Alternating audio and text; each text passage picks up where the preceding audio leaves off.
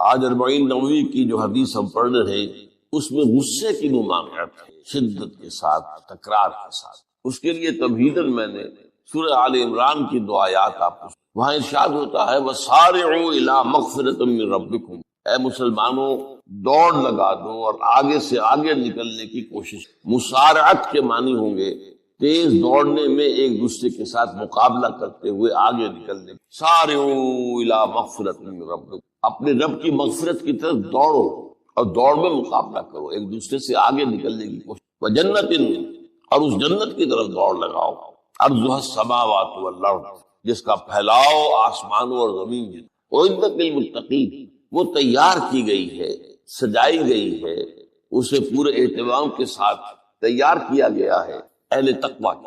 ان اہل تقویٰ کے کچھ اوصاف کیا ہیں؟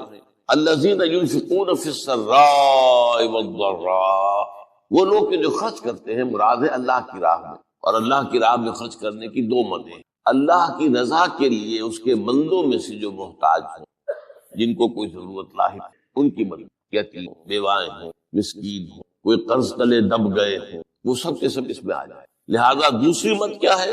وہ ہے اللہ کے دین کے لیے، دین کی تعلیم و تعلم کا کوئی نظام بنانا، پھر یہ کہ دین کو دوسروں تک پہنچانا، اس کے لیے سارے ذرائع جو بھی کسی زمانے میں ابلاغ کے موجود ہوں ان سب کو استعمال کرنا، اس کے لیے خرچ درکار ہے۔ بہرحال میں اس عرض کر رہا تھا کہ یہ 2 مدیں ہیں خرچ کرنے، الذین ینفقون فی السراء والضراء، مسرت کی حالت میں آدمی کے پاس کافی ہے، غنی ہے، تب خرچ کر رہا ہے تو ظاہر بات ہے اس حالت میں طبیعت پر اتنا بوجھ نہیں ہوتا خرچ کرنے میں، لیکن خود تنگی محسوس کر رہا ہو پھر خرچ کر رہا، یہ گویا کہ اس سے اگلا ایک ادب ہے، ضراء، تکلیف کے اندر بھی ہو تو خرچ۔ والکاظمین الغیظ، اور وہ لوگ جو اپنے غصے کو پی جانے والے، والعافین عن الناس، اور غصہ ظاہر بات ہے آتا ہے کسی شخص کی کسی غلطی پر، کسی خطا پر، یا وہ اس نے آپ کے ساتھ کوئی زیادتی کی، تبھی تو غصہ آئے گا۔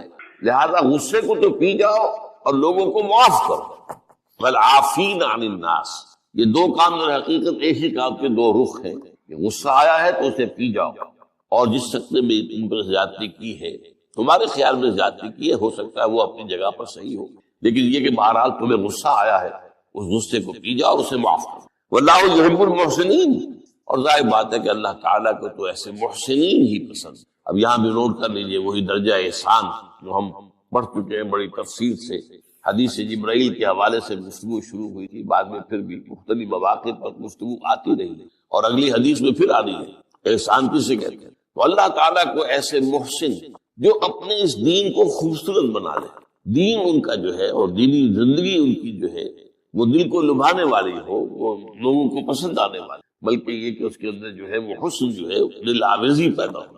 اس آیت کے حوالے سے میں آج پھر حدیث آپ کو سنا رہا ہوں۔ اس کے راوی حضرت ابو ہریرہ ہے رضی اللہ تعالی عنہ، انہوں نے ذکر کیا ہے اور اس کی روایت بھی ہے امام بخاری نے کی ہے رحمہ اللہ، ان رجلا قال للنبی صلی اللہ علیہ وسلم، ایک شخص نے حضور صلی اللہ علیہ وسلم سے عرض کی، اوصنی، حضور مجھے کچھ وصیت ہے۔ اوصا یوسی ایسان، وصیت، وصا یوسی توصیتن، اس کے معنی بھی وہی ہے۔ وصا یوسی کے معنی ہو جائیں گے تدریجاً، مسلسل وصیت کرتے رہنا، نصیحت کرتے رہنا۔ اور ایک ہے ایک مرتبہ آپ نے ایک بات کہہ دی، اوصنی، مجھے وصیت فرما، مجھے نصیحت فرما۔ قال لا تغضب، آپ نے ایک ہی بات فرمائی، غصہ نہ کیا تھا، مغلوب الغضب نہ ہو جایا کہ غصہ آئے اور تم پر چھا جائے، تمہارے اوپر اپنا غلبہ تھا۔ فردد مرارا، اب اس شخص کے دل میں شاید کوئی اور بات تھی، اس نے پھر پوچھا، اوصنی حضور، یہ وصیت، آپ نے پھر فرمایا لا تغضب، پھر پوچھا، وہ تکرار کرتا رہا اور حضور نے بھی ہر مرتبہ وہی بات کہی۔ اب اس سے اندازہ ہو جاتا ہے کہ یہ بات کتنی اہم ہے۔ پہلی بات تو میں آپ کو یہ بتا دوں کہ غصہ آ جانا کوئی غیر فطری بات ہے، غصہ اللہ تعالیٰ نے انسان میں رکھا ہوا ہے۔ البتہ غصے کے اعتبار سے حضرت حسن، غالب حسن بصری رحمہ اللہ، ان کا ایک قول بڑا حکیمانہ ہے، بہت ہے۔ وہ فرماتے ہیں کہ ایک انسان تو وہ ہوتا ہے جو پورا انسان ہوتا ہے، مکمل انسان ہوتا ہے، ایک ہوتا ہے نصف رجل، آدھا انسان، وہ انسانیت کے معیار پر پورا نہیں ہوتا، ہاں نصف آدھا، اور ایک انسان ہوتا ہے لیسا برجل، وہ انسان ہوتا ہی نہیں، وہ حیوان۔ پورا انسان وہ ہے جسے غصہ دیر میں آئے اور جلدی رفع ہو جائے، اور آدھا انسان وہ ہے جس سے غصہ جلدی آئے لیکن جلدی رفع بھی ہو جائے، یا دیر میں آئے اور دیر میں رفع ہو، یہ دونوں برابر ہو جائیں گے۔ جلدی غصہ آیا جلدی ختم بھی ہو گئے، دیر میں آیا دیر لگا دی جانے میں بھی۔ اور جو شخص سرے سے انسانیت کا مستحق ہی نہیں کہ اسے انسان مانا جائے، غصہ جلدی آ جائے اور دیر میں جائے، تو وہ اصل میں پھر انسان نہیں، وہ اخلاقی اعتبار سے پورا انسان کہلانے کا مستحق۔ تو غضب کے اعتبار سے یہ تین درجے جو ہے وہ سامنے۔ پھر مزاجوں کی بات نہیں، اللہ تعالیٰ نے مختلف مزاج بنائے ہیں۔ بعض طباع کے اندر جمال کا عنصر زیادہ ہوتا ہے، جمالی شخصیت، خوبصورت شخصیت طبعا۔ بعض جلالی مزاج کے لوگ ہوتے ہیں، یہ ہمارے بزرگوں میں بھی ہوتا ہے، دیندار لوگوں میں بھی ہوتا ہے، یہاں تک کہ نبیوں میں بھی ہے۔ حضرت موسیٰ علیہ السلام جلالی طبیعت کے آدمی، آپ کو معلوم ہے ان کے واقعات تو ہمارے سامنے ہیں جو قرآن میں موجود ہے۔ ایک قبطی کا اور ایک اسرائیلی کا جھگڑا ہو رہا تھا، اس اسرائیلی نے مدد مانگی تو حضرت موسیٰ نے ایک مکہ لگایا ہے اس قبطی کو اور اس کی جان نکال دی۔ تو ان کے غضب کا، ان کی جلالی طبیعت کا یہ آیا۔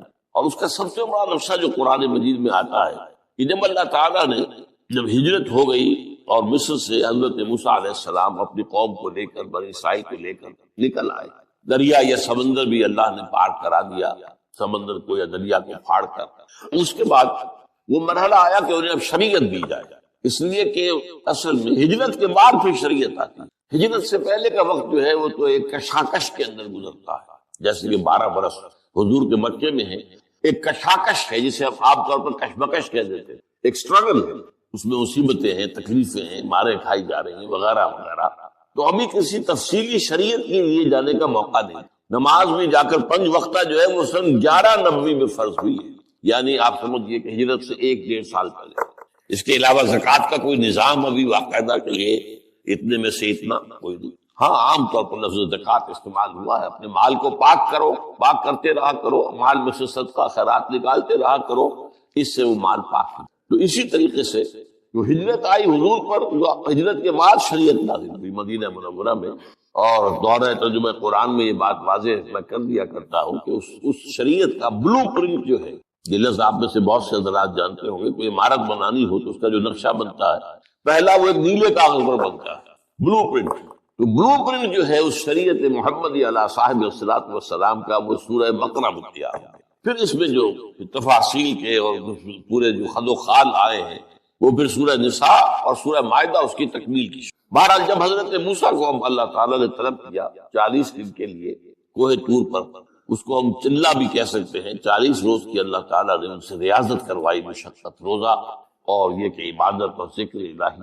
اس کے بعد انہیں اللہ نے تورات عطا فرمائی۔ اس میں آپ کو یاد آ جانا چاہیے حضور سے بھی قرآن مجید کے نزول سے قبل اسی طرح کا معاملہ غار حرا میں آپ کی جو خلوت گزینی ہوتی، اور وہاں پر جو بھی آپ کیا عبادات کرتے تھے یہ ہمیں معلوم نہیں ہے، لیکن یہ ہے کہ عام طور پر جو محدثین نے کہا ہے کان صفت تعبدہ فی غار حرا التفکر بالاعتبار، غور و فکر کرتے تھے یہ کائنات کیا ہے، کیا اس کا نظام ہے، یہ معاشرہ ہمارا کدھر جا رہا ہے، یہ خرابیاں کیوں بڑھ رہی ہیں، یہ کیوں انسان کا خون کرتا ہے، یہ کیا بات ہے، یہ کیا وجہ ہے کہ کچھ لوگ بھوکے مر رہے ہیں اور کچھ لوگ جو ہے ان کے پاس بہت دولت جمع ہو گئی، یہ غور و فکر جو ہے تو یہ آپ کا رہا ہے بہرحال۔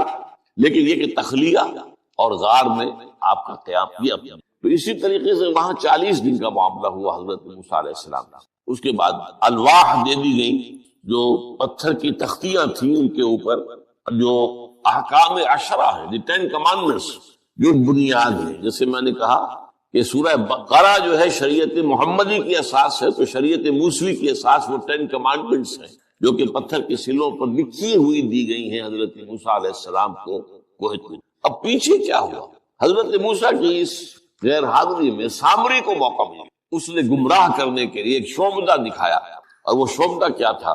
آل فرعون کے جو زیور وغیرہ ہوتے تھے ان لوگوں کے، وہ ان بنی اسرائیل کے لوگوں کے پاس امانت رکھا تھا، یعنی انہیں بھی اندازہ یہ تھا کہ اسرائیلی جو ہے یہ بددیانت نہیں، یہ جو ہے اس کے اندر جو ہے وہ نہیں کریں گے کوئی خیانت، خائن نہیں۔ بہرحال چونکہ حضرت ابراہیم کی اولاد تھے، حضرت یعقوب کی اولاد تھے، تو چاہے اور ان میں خرابیاں آ گئی ہوں گی، لیکن یہ کہ یہ اندازہ انہیں تھا کہ یہ امین لوگ ہوتے ہیں، ان کے پاس امانت رکھی۔ جب وہ نکلے وہاں سے وہ ساری چیزیں بھی ساتھ لے کر آ گئے، اس کو کہا اس نے سامنے کہ یہ پھینک دو، یہ تو نجس ہے، تمہارے لیے جائز نہیں۔ اس حد تک تو بات ٹھیک ہوئی، پھر ان کو پگھلا کر اور ایک بچڑے کی شکل بنا لی اور اس کے اندر ایسا کچھ میکینزم رکھا کہ اس میں سے ہوا گزرتی تھی، اندر سے کھوکھلا تھا تو آواز ایسی آتی تھی جیسے کہ بچڑا ڈکرا رہا ہو۔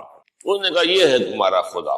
یہ موسیٰ کو تو مغالطہ لگا ہے، کس غلطی فہمی کے اندر وہ پڑ گئے ہیں، کہاں گئے ہیں، کس خدا کے پاس گئے ہیں، یہ خدا تو یہ ہے تمہارا خدا، اسے پوچھو۔ بہرحال وہاں کچھ لوگ جو ہے کافی بڑی تعداد میں لوگوں نے پرست۔ اب جب اللہ نے بتایا اے موسیٰ تمہاری قوم پیچھے فتنے میں پڑ چکی ہے، اور اس کی بھی ایک عجیب بات ہے بتائی دوں آپ کو کہ حضرت موسیٰ کے لیے جو اللہ نے وقت معین کیا تھا کوہ طور پر آنے کا، آپ اس وقت مقرر سے پہلے پہنچے۔ شوق اللہ نے ایکسپلینیشن کال یہ سورہ طٰہٰ میں موجود ہے۔ ما اجلک عن قومک یا موسیٰ، موسیٰ یہ تم اپنی قوم کو چھوڑ کر جلدی کیوں آ گئے؟ ابھی تو وقت معین نہیں آیا، کیوں آ گئے؟ اب حضرت موسیٰ تعجب سے کہتے ہیں کہ مجھے تو شاباش ملنی چاہیے کہ میں تو میرا شوق دیکھ، میرا اشتیاق دیکھ، اور الٹی جو ایکسپلینیشن کال کرنی پڑ۔ قال عجلت الیک ربی لترضیٰ، پروردگار میں تو جلدی کر کے آیا اس لیے تو راضی ہو جائے کہ تیرے طلب کرنے پر میں وقت معین سے بھی پہلے پہنچ گیا۔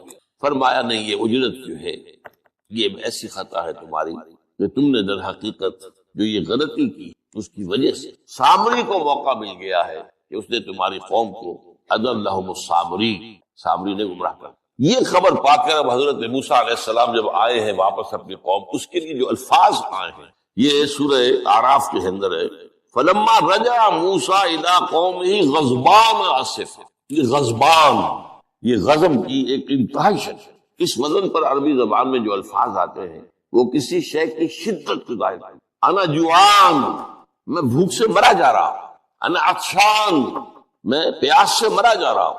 اسی طرح رحمان، جس میں رحم جو ہے وہ ٹھاٹھے مارتے سمندر کے بارے میں۔ تو اس وزن پر جو الفاظ آتے ہیں اسی وجہ سے غضبان، تو میں کہہ رہا تھا یہ ہے جلالی طبیعت حضرت موسیٰ علیہ السلام کی کہ انہیں جب یہ اندازہ ہوا کہ میری قوم کے کچھ لوگ جو ہیں وہ اس طریقے سے گمراہ ہو گئے، مشرک ہو گئے، وہ شرک بھی جلی شرک، خفی شرک نہیں، باقاعدہ ایک پرستش جو ہے ہو رہی ہے ایک بچنے کی، اسے خدا مانا جا رہا ہے۔ آصفہ، بہت ہی متاسف۔ ابھی دو الفاظ آگے، غضبان آصفہ، ایک جانب غضبناک اور دوسری طرف انتہائی افسوس اور رنج کے۔ چنانچہ وہاں آ کر جو الفاظ قرآن مجید میں آئے ہیں اسی جلالی طبیعت کا مظہر ہے۔ وَأَلْقَى الْأَلْوَاحَ، وہ جو لے کر آئے تھے تختیاں وہ تو آپ نے ڈال دی۔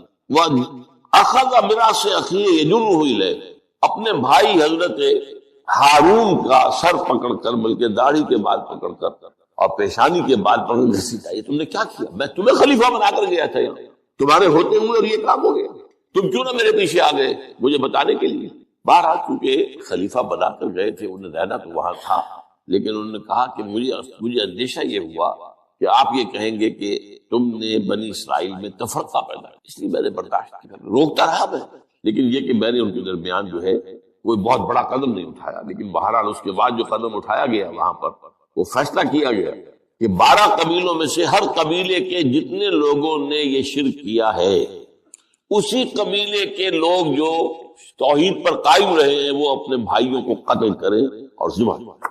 تو تورات کی روایت کے مطابق 70,000 یہودی قتل، اور یہیں سے قتل مرتد کی سزا اسلام میں یہ قتل۔ یہ سب بات لوگ کہتے ہیں جو منکرین حدیث ہیں آج کل اور روشن خیال ہیں، اور جو اپنی روشن خیالی کا جو سند لینا چاہتے ہیں مغرب سے، تو مغرب کا تصور تو یہ ہے کہ یہ انسانی حقوق میں سے ایک مسلمان ہے، اسے اگر عیسائیت پسند آ گئی عیسائی ہو جائے، اس کا حق ہے، وہ کوئی مجرم تو نہیں۔ یہ تمہاری شریعت میں یہ کہ قتل کر دیا جائے، یہ تو حقیقت جو بنیادی حقوق ہے انسان کے اس کے خلاف ہے۔ اسی طریقے سے ایک مرد اور ایک عورت رضامندی سے زنا کرتے ہیں، آپ کو کیا اعتراض ہے؟ یہ ان کا حق ہے۔ ہاں، مائنر نہ ہو، چھوٹے نہ ہو، نابالغ سے زنا نہ کیا گیا، جبر نہ کیا جائے، جبر کریں گے تو مجرم ہو جائیں گے، لیکن اگر رضا کے ساتھ عامل رضامندی سے وہ کرتے ہیں زنا تو کوئی جرم نہیں، ان کی مرضی ہے۔ تو یہ سارا تصور جو ہے حقوق انسانی کا، جس طرح کا ایک مبالغہ آمیز تصور دنیا میں ہو گیا، اس کی روح سے ہمارے ہاں بھی جو لوگ ہیں جو انہی کو ماڈل بنا رہے ہیں اب، تو وہ کہتے ہیں کہ لا قرآن میں کہاں ہے مرتد کی سزا، اس طرح قرآن میں کہاں رجم کی سزا؟ تو یہ جان لیجئے کہ یہ دونوں سزائیں حضور نے اپنی سنت کے ذریعے سے نافذ کی ہیں، لیکن اخذ کی ہیں تورات سے۔ ظاہر بات ہے کہ حضور سے پہلے جو شریعت موسوی تھی وہ لاگو تھی، یہودیوں کے لیے شریعت موسوی تھی، آج تک بھی ہے۔ عیسائیوں کے لیے بھی حضرت مسیح یہی کہہ کر گئے تھے کہ یہ نہ سمجھنا کہ شریعت موسوی کو ختم کرنے آیا ہوں، law of Moses, don't think I have come to destroy law, this law of Moses will be applicable to you. وہ تو سینٹ پال نے ختم کیا۔ اور آج کی عیسائیت جو ہے یہ عجیب مذہب ہے جس میں کوئی قانون ہے ہی نہیں، لیکن یہ کہ اسلام میں بہرحال انسانی حقوق کے بھی حدود ہیں، ان حدود کے اندر انسانی حقوق۔ ہاں اگر آپ مسلمان ہیں اور آپ کو کوئی اور پسند آ گیا، آپ مسلمان ملک کو چھوڑ دیجیے، دارالاسلام کو چھوڑ دیجیے، بات چل جائے گی، لیکن یہ ہے کہ دارالاسلام میں رہتے ہوئے آپ کو اختیار نہیں۔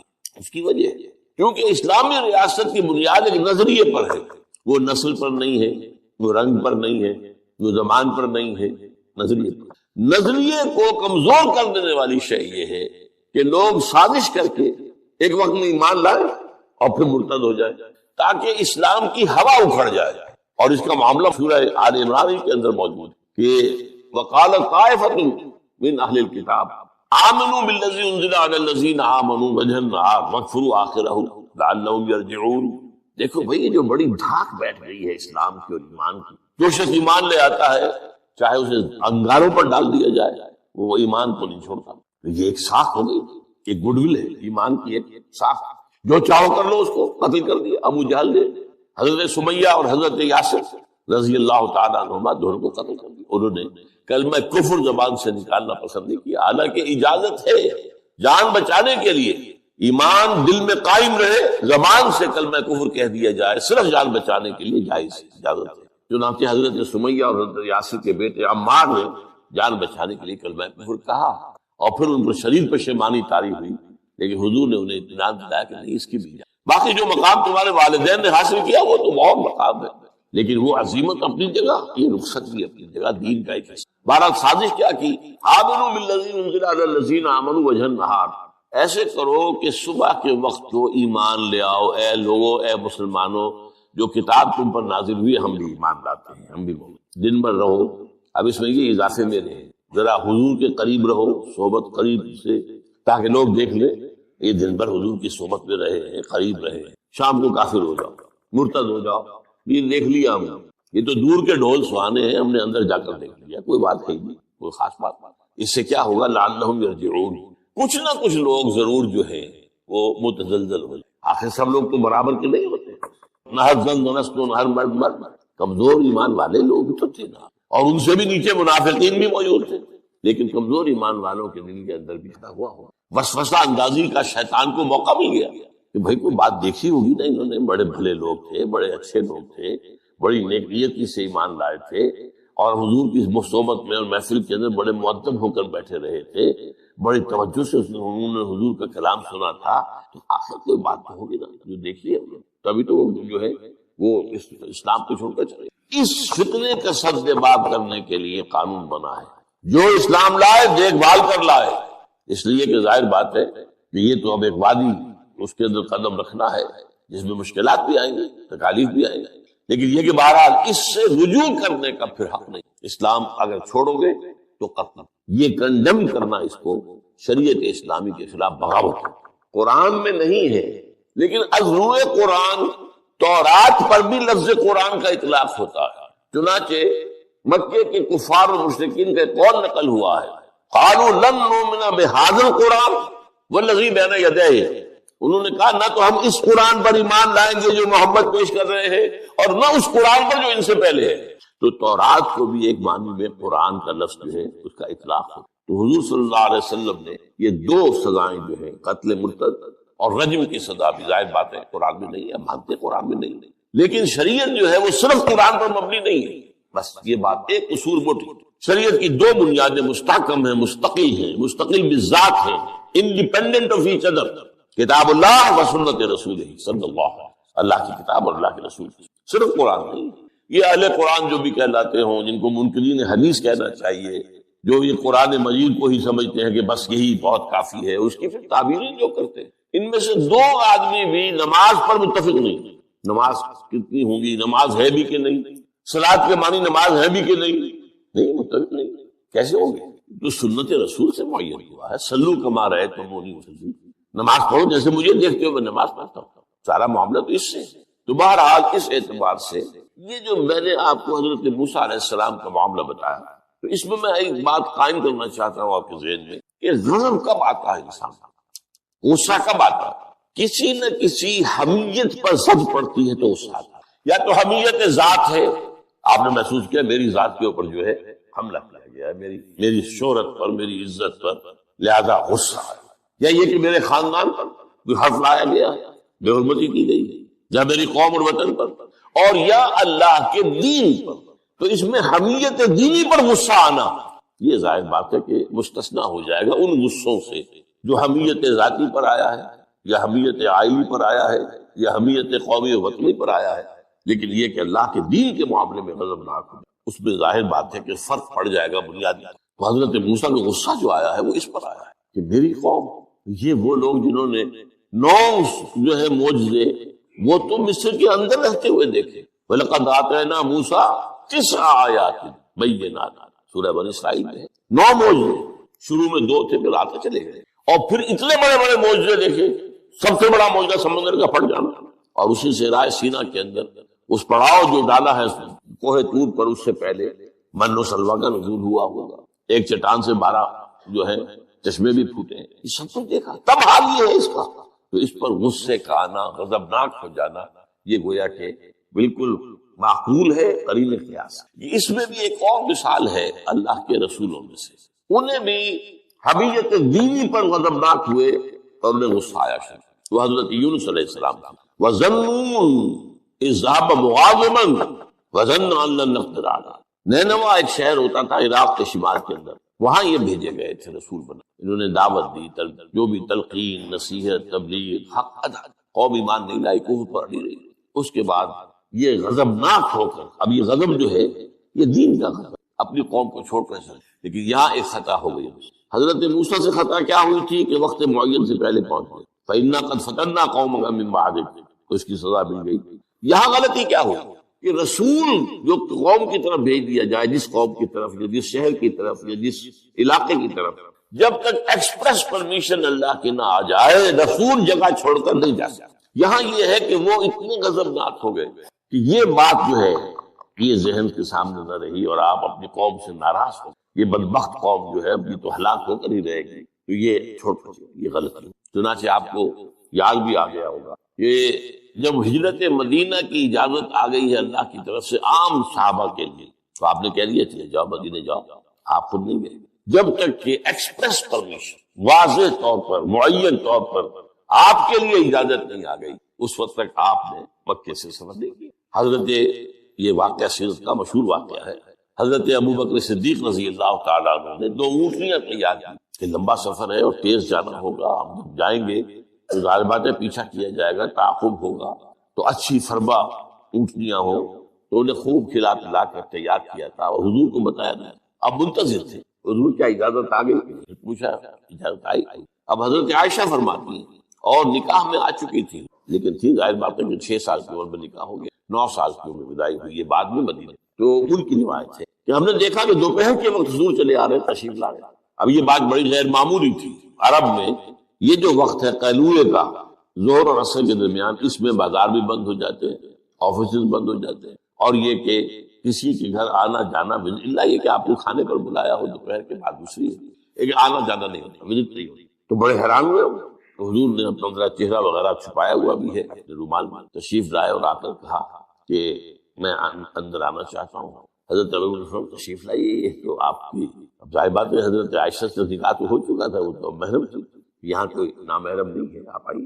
آ کر آپ نے کہا کہ ابو بکر اجازت آ گئی۔ اب حضرت ابو بکر کی خوشی کا ٹھکانہ نہیں تھا، دل میں سوچتے تھے کہ اب مجھے شاباش ملی۔ عرض کیا حضور میں نے 2 اونٹنیاں تیار کر رکھی ہیں، خوب کھلا پلا کر فربا کیا ہے، تیار کی۔ حضور نے تھوڑا سا توقف فرمایا، اچھا میں 1 اونٹنی میں استعمال کروں گا، لیکن میں اس کی قیمت ادا کروں۔ حضرت ابو بکر رو پڑے کہ حضور کیا مجھ سے بھی مغایرت ہے، میں نے اپنے جان و مال میں سے کون سی چیز آپ سے بچا کر، سارا مال آپ کو خرچ۔ آپ نے اشارہ کیا حضرت عائشہ کے بارے میں، تو ایک مرتبہ پوچھا ہے کہ وہ تو آپ کی بھتیجی ہے، کیسے آپ کے کا نکاح ہوگا؟ وہ دینی معاملہ ہوتا ہے، میں تم میرے دینی بھائی، مسلم بھائی، اتنا کہنے کی دیر پیش کر، تو میں نے اپنی کون سی چیز کو آپ سے بچا کر، اور ان کے الفاظ نہیں ہے یہ، میں ان کے جذبات کی تعبیر اپنے الفاظ میں، لیکن یہ واقعہ میں آتا ہے کہ تو بہرحال یہ جب تک ایکسپریس پرمیشن نہیں آتی اس وقت تک رسول نہیں جا سکتا. حضرت یونس چھوڑ کے چل گئی.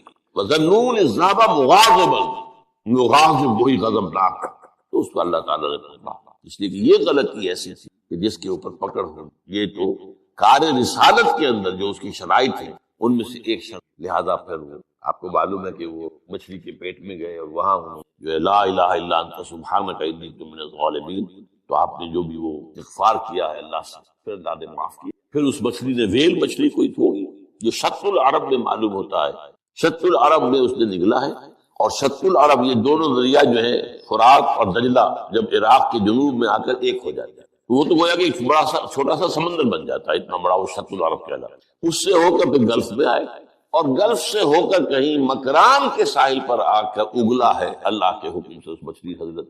اس پر ایک تحقیقی مضمون میثاق میں ایک زمانے میں شائع ہوا تھا، میں اب اس کی تفصیل میں نہیں سکتا، کہ اس علاقے میں حضرت یونس علیہ السلام کو اور پھر وہ اس کے ساحل پر پڑے رہے. تو معلوم ہوا کہ یہاں پر غضبناک ہو جانا اگرچہ تھا حمیت دینی کی وجہ سے، لیکن وہاں بھی جو بنیاد ہے دین کی اور جو اس کے جو شرائط ہیں ان میں سے کسی کو کراس کرنے کی، اس میں سے اگر کسی رسول سے بھی ہوا ہے تو پھر یہ کہ اللہ تعالیٰ کا. اور یہاں یہ نوٹ کرا دوں میں آپ کو، ہم جو مبالغے آمیزی کیا کرتے نعتوں کے اندر، اور آج کل انتہا ہوئی ہے ٹی وی کے اوپر، بعض چینلز کے اوپر نعتیں ہی نعتیں، نعتیں ہی نعتیں، نعتیں ہی نعتیں، پھر ان کے اندر جو مبالغے ہوتے ہیں. حضور نے فرمایا ہے مجھے یونس ابن متہ پر بھی فضیلت مت دو. اب یونس ابن متہ وہ ہیں واحد رسول جن سے کچھ خطا ہوئی ہے اور جس پر سزا ہوئی. باقی اور رسولوں میں سے کسی کے ساتھ ایسی بات خطا ہوئی ہے. حضرت موسیٰ سے بھی ما عجلک عن قومک یا موسیٰ، لیکن خطا جو ہے اس کی کوئی سزا حضرت موسیٰ کو نہیں. واحد رسول ہیں حضرت یونس علیہ السلام، الا قوم یونس. اور اس کا جو فائدہ پہنچا ہے، یہ جو آج کی جدید اکاؤنٹنگ ہے، debit and credit, Hare debit کے اگینسٹ کوئی انٹری برابر کی جو ہے کریڈٹ کی ہوگی، ہر کریڈٹ کے اگینسٹ ڈیبٹ کی ہوگی. یہ جو ڈیبٹ ہوا حضرت یونس کے خلاف، یہ کریڈٹ بن گیا قوم کے خلاف، قوم کے حق میں، کہ عذاب کے آثار شروع ہو گئے، جس کے بعد کے کسی قوم کے لیے دروازہ بند ہو جاتا ہے توبہ کا. جیسا کسی فرد کے لیے جب موت کے آثار شروع ہو جائیں اب توبہ کا دروازہ بند. تو جب وہ عذاب کے آثار شروع ہو گئے، وہ قوم کو یاد آ گیا کہ یہ بات وہی ہو گئی جو یونس کہا کرتا تھا علیہ السلام. گھروں سے نکلے آئے، پوری قوم باہر آ گئی اور چیخ چیخ کر رو کر گر گرا کر اللہ سے معافی مانگی، دعائیں کی، تو اللہ نے ان پر سے عذاب ڈالا. تو سورہ یونس میں اس کو بیان کیا گیا ہے کہ عذاب الہی کے جب شروع ہو جائے آثار، پھر وہ ٹل نہیں سکتا الا قوم یونس. یہ صرف ایک ہی مرتبہ ہوا ہے، استثناء ہے واحد حضرت یونس علیہ السلام کی. اب آخری نقطہ میں آپ کو بتا رہا ہوں. اس حدیث میں ایک بات بڑی اہم ہے، یہ جو آپ نے فرمایا لا تغضب لا تغضب لا تغضب لا تغضب، محسوس ایسا ہوتا ہے کہ یہ در حقیقت ہے شخصی تشخیص اور علاج. جو روحانی معالج ہوتے ہیں، ظاہر بات ہے کہ رسول یزکی ہی، روحانی معالج سے تزکیہ کریں. اسی طرح ہمارے ہاں صوفیہ جو ہے جنہوں نے اپنا تزکیہ کرایا ہوتا ہے کسی بزرگ سے، وہ پھر دوسروں کا تزکیہ کریں. ایک سلسلہ ہے جو چل رہا ہے. تو اس میں یہ ہے کہ اس تزکیے کے اندر پی کال، مطلب یہ نہیں کہ ایک ہی بات سب کو بتائی جا رہی ہے. ایسے بھی اذکار اور عاد ہیں جو حضور نے سب کو بتایا. ہر نماز کے بعد بعض اذکار ہیں، اللہم اعنا علی ذکرک و شکرک و حسن عبادتک، ہے اللہ تعالیٰ کی حضور کی طرف سے کہ یہ پڑھا کرتے ہیں، یہ سب کے لیے.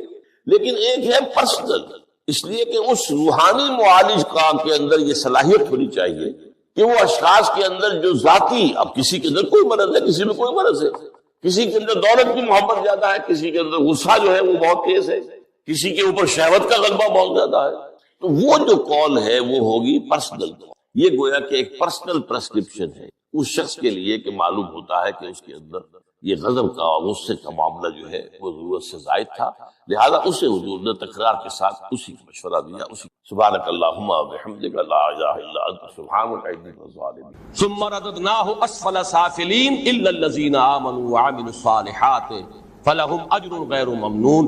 گویا کہ بالکل اس کا مثنیٰ ہے والعصر ان الانسان لفی خسر الا الذین آمنوا وعملوا الصالحات وتواصوا بالحق وتواصوا بالصبر. اور جو آخری دو آیات ہیں فما یکذبک بعد بالدین الیس اللہ باحکم الحاکمین، اس کا تعلق ہے سورۃ الماعون سے. ارأیت الذی یکذب بالدین فذلک الذی یدعو الیتیم ولا یحض علی طعام المسکین. تم نے دیکھا نہیں جو جزا و سزا کا منکر ہے وہی تو پستی میں پڑا ہوا ہے، وہی تو ہے کہ جو یتیم کی عزت نہیں کرتا، وہی تو ہے کہ جو بھوکے کو کھانا نہیں کھلاتا، خود بھی نہیں کھلاتا، کسی کو کہنے کو بھی تیار نہیں ہے، وہی تو ہے کہ اگر نماز بھی پڑھتا ہے تو دکھاوے کے لیے پڑھتا ہے، وہی تو ہے جو اتنی پستی میں گر گیا ہے کہ وہ عام برتنے کی چیزیں بھی کسی کو عاریتاً دینے کے لیے تیار نہیں۔ یہ اخلاقی وہ گویا کہ سورۃ التین ارأیت الذی یکذب فما یکذبک بعد بالدین الیس اللہ باحکم الحاکمین ارأیت الذی یکذب بالدین فذلک الذی یدعو الیتیم الی آخر السورہ۔ ان دو آیتوں کا، سورۃ التین کی آخری دو آیتوں کا گہرا تعلق سورۃ الماعون سے۔ اب آئیے بسم اللہ کیجئے۔ والتین والزیتون، یہ جو پہلی آیت ہے اس پر کافی مراد کیا ہے اس کے بارے میں بہت اختلاف سلف سے خلف تک چلا آ رہا۔ تین انجیر کو کہتے ہیں، زیتون، زیتون ہے آپ کو معلوم ہے، اولیو، فگ اینڈ اولیو، قسم ہے انجیر کی اور قسم ہے زیتون۔ ایک رائے یہ ہے کہ اس سے مراد یہی پھل ہے، انجیر کا پھل، زیتون کا۔ اور اب اس میں پھر مفسرین نے جن کی رائے یہ ہے، اب انجیر کی برکات اور انجیر کے خواص، انجیر کے فوائد، انجیر کس طریقے سے انسان کے لیے مفید ہے، انسان کے اندرونی نظام کے اندر کیسے توازن پیدا کرتا ہے، پھر وہ خواص کا معاملہ چلتا ہے۔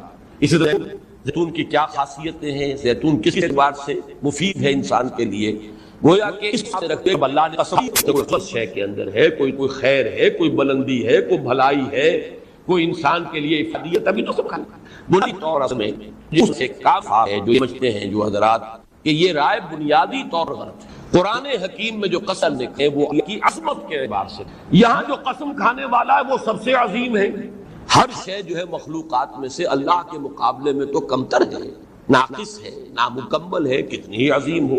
لہذا انسان عظمت کے اعتبار سے قسم کھاتا ہے، اس لیے کہ وہ خود اپنے آپ کو اس مقام پر نہیں سمجھتا، اللہ کی قسم کھاتا ہے، اس میں اللہ کی عظمت، اللہ حاضر و ناظر ہے، میں تمہیں جو بات بتا رہا ہوں وہ صحیح ہے، اللہ کی قسم کھا کر کہہ رہا ہوں، یا یہ ہے کہ میں جو وعدہ تم سے کر رہا ہوں وہ سچا کر رہا ہوں، پورا کروں گا، اللہ کو گواہ بنا رہا ہوں، اللہ کی قسم کھا رہا ہوں۔ تو انسان جب قسم کھاتا ہے تو اس میں عظمت کا پہلو ہوتا ہے، لیکن اللہ نے جو قسمیں کھائی ہیں قرآن میں اس میں کوئی پہلو عظمت کا نہیں، کوئی شہادت کا پہلو ہے، گواہ ہے تیزی سے گزرنے والا زمانہ، والعصر، گواہ ہے تین اور زیتون، اور گواہ ہے طور سینین، اور گواہ ہے یہ امن والا شہر۔ یہاں مجرد گواہی کا پہلو ہوتا ہے قرآن مجید میں جو قسمیں اللہ نے کھائی۔ یہ رائے میرے نزدیک 100% درست ہے، اسی اعتبار سے میں نے بارہا تعارف کرایا ہے مولانا فرائی رحمۃ اللہ علیہ کی کتاب جو انہوں نے عربی میں لکھی تھی، العمران فی اقسام القرآن، اس کا ترجمہ مولانا امین احسن اصلاحی صاحب نے کیا، اور وہ ہمارے ہاں موجود ہے۔ جن حضرات کو بھی اس موضوع سے دلچسپی ہو وہ کتاب حاصل کریں، مطالعہ کریں، اصولی بحث اس میں مکمل ہے۔ تو اس پہلو سے تو ظاہر بات ہے کہ میری رائے جو ہے وہ میں نے ظاہر کر دی کہ یہ پھل زیتون کا یا پھل انجیر کا وہ یہاں مراد نہیں۔ اس میں ایک اور گواہی ہمیں مل جاتی ہے کہ جو بقیہ دو آیتیں ہیں جن میں قسمیں کھائی جا رہی ہے اس میں تو پھلوں کا تذکرہ نہیں۔ شہر ایک مقام ہے، بلد الامین مکہ یہ ایک مقام ہے، طور سینین اس میں کوئی اختلاف ہی نہیں ہو سکتا، یہ کوہ طور ہے جس پر حضرت موسیٰ علیہ السلام ہم کلام ہوئے اللہ تعالیٰ سے، اور جس پر کہ انہیں تورات عطا کی۔ تو اس سے بھی ایک ریفلیکشن آتی ہے کہ یقیناً ان دو کا بھی تعلق جو ہے وہ مقامات سے، اور یہ رائے بھی سلف میں بھی موجود ہے، اس لیے اس میں کوئی ہمیں اس کو قبول کرنے میں کوئی ہچکچاہٹ نہیں۔ رائے یہ ہے کہ در حقیقت تین سے مراد بھی جبل تین ہے، جس کے بارے میں ایک رائے تو یہ ہے کہ یہ شمالی عراق کے علاقہ کا جو علاقہ ہے اس کا جو پہاڑی سلسلہ ہے وہ ہے جبل تین، اس لیے کہ اس علاقے میں کثرت کے ساتھ انجیر ہوتے ہیں۔ ایک رائے جو مولانا فراہی نے لکھی ہے اور بڑی وضاحت سے لکھی ہے کہ جبل جودی جو ہے، کوہ جودی جس پر کہ حضرت نوح علیہ السلام کی کشتی جا کر ٹکی ہے وہ مراد ہے۔ لیکن یہ کہ یہ رائے ہمارے ہاں سلف میں بھی موجود ہے کہ اس سے مراد مقامات ہے، اور یہ ایک عام قاعدہ تھا، عرب کا ذوق یہ تھا کہ جہاں کوئی چیز زیادہ پیدا ہوتی تھی اس جگہ کا نام اسی چیز کے حوالے سے رکھ دیتے۔ نخلا، وادی نخلا جو ایک وادی ہے مکے اور طائف کے درمیان، اس لیے کہ وہاں کھجور کے درخت تھے، چونکہ حجاز میں تو بہت کم ایسی جگہ تھی نا، خاص طور پر مکے کے آس پاس کے جہاں یہ تو وادی غیر ذی زرع ہے، چونکہ وہاں کھجور کے درخت کثرت سے موجود تھے، وادی نخلا ہی نام ہو گیا اس کا، کھجوروں والی وادی۔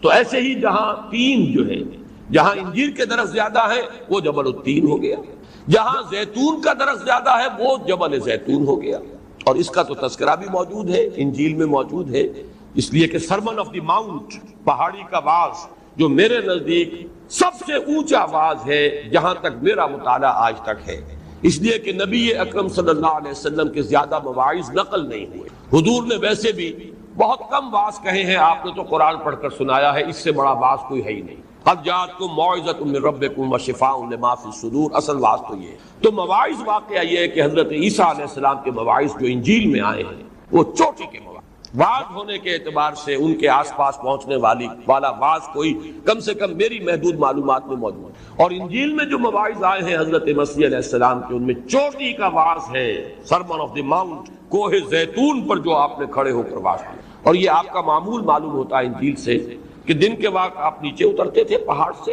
اور بیت المقدس میں ہیکل میں جا کر وہاں پر آپ تبلیغ کرتے تھے، واعظ کہتے تھے۔